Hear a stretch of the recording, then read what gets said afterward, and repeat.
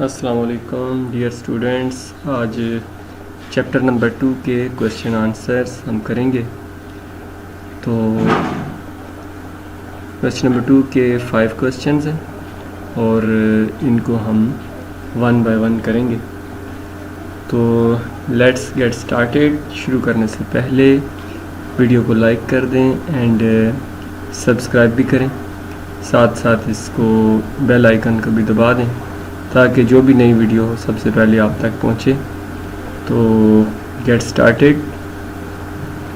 Question number 1, describe the feelings expressed by the speaker. Answer, speaker expressed the feelings regarding pollution. He hates pollution. It really makes him angry. In his view, it is greed. Number 2, what word was used to describe pollution? Answer, word greed is used to describe pollution.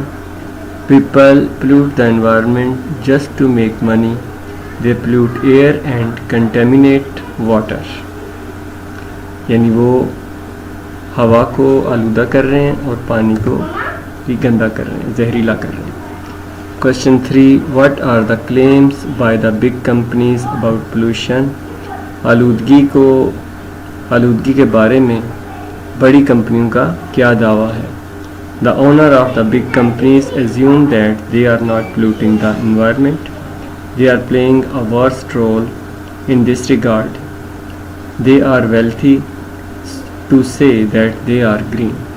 उनके पास दौलत है तो वो ये कहते हैं कि हम हवा को गंदा नहीं कर रहे।